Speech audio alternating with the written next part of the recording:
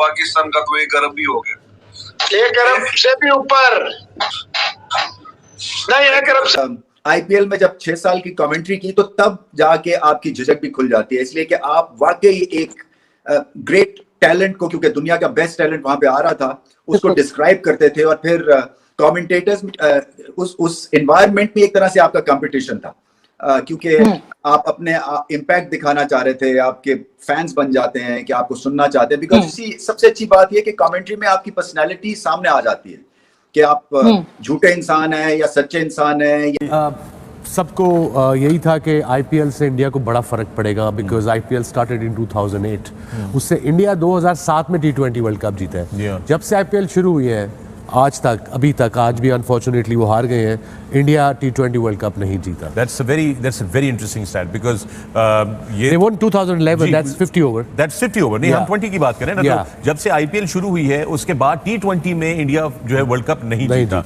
और उससे पहले जो था वो 2007 में साउथ अफ्रीका में। तो इससे फिर एक और क्वेश्चन उठता है कि क्या फर्क पड़ता है, अभी जो मैं इंटरव्यू सुन रहा था one of the Indian players, कि जो इनके प्लेयर्स जो ओवरसीज जाकर लीग्स नहीं खेलते, एक एक्स्ट्रा लीग भी खेलने की इजाज़त मिल जाए, क्या शे भी फ़र्क पड़ेगा इनकी उसमें अप्रोच में?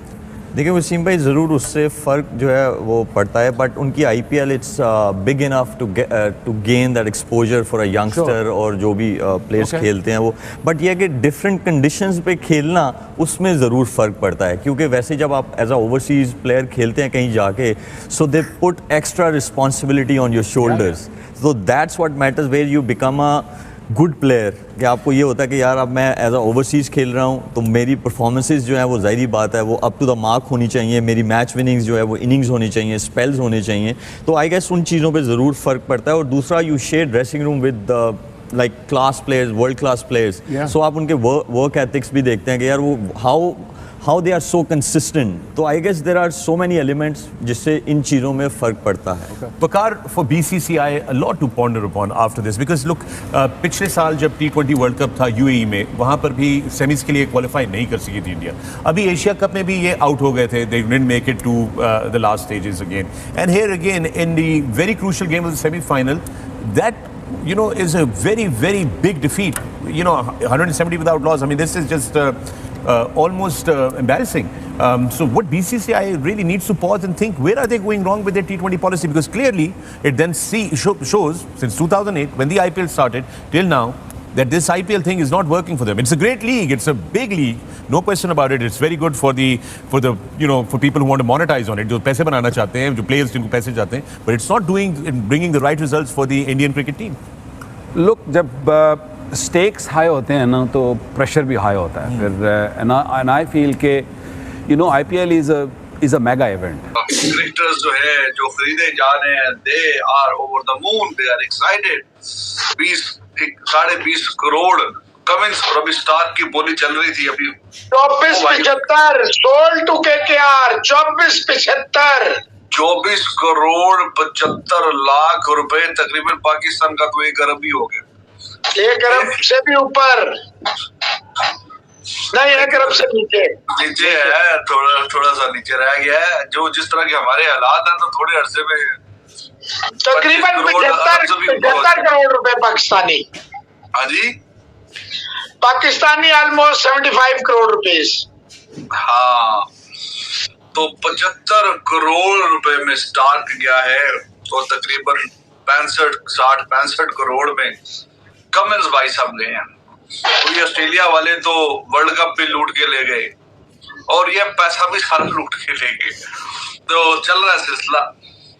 SRH ने 20.5 करोड़ लगाए हैं कमिंस पे, तो KKR ने, गौतम गंभीर, अब KKR में और गौतम गंभीर ने कहा कि जी मुझे स्टार्ट चाहिए तो बस चाहिए, अब तो चाहिए।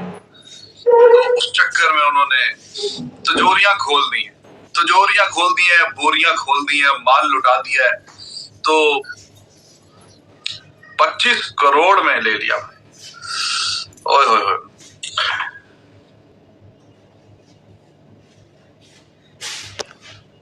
क्या आप इस वक्त डिप्लोमेटिक हो रहे हैं या इस वक्त आप ज्यादा ही क्रिटिसाइज कर गए? आप नेशनलिस्ट हैं या एंटी नेशनलिस्ट हैं? बहुत ज्यादा आपके वेरिड किस्म के आपको कमेंट्स सुनने में मिलते हैं, मगर आई थिंक ये जो व्यूअर है ना, इसकी वजह से हम यहाँ पे खड़े हुए हैं। आई थिंक स्मार्ट हो गए हैं लिसनर्स, उनको पता है कि कौन सच बोल रहा है, कौन ठीक बात कर रहा है, कौन क्रिकेट के मुताल्लिक बात कर रहा है जिसका कोई एजेंडा नहीं है। सो मुझे ऐसा लगता है कि मैं उस जगह पे जाके मुझे थोड़ी बहुत कामयाबी मिली है, मगर अभी सीखने के लिए बहुत कुछ है। नहीं, थोड़ी बहुत नहीं, आप बहुत मॉडेस्ट हो रहे हैं, अच्छी खासी कामयाबी मिल गई है। बट एक फेवरेट लाइन, हर कमेंटेटर की कोई एक फेवरेट लाइन जरूर होती है। रमीज राजा की फेवरेट लाइन क्या है? मेरी को खास नहीं, आई थिंक वो जब अफरीदी का, मुझे नहीं आइडिया था कि वो इतना फेवरेट हो जाएगा यूट्यूब, बट इसलिए कि वो उस वक्त जो है ना वो रियल जज्बात सामने आए थे, क्योंकि एक तो इंडिया से मैच था, ऊपर से एक इम्पॉसिबल सिचुएशन से उन्होंने मैच जिता दिया।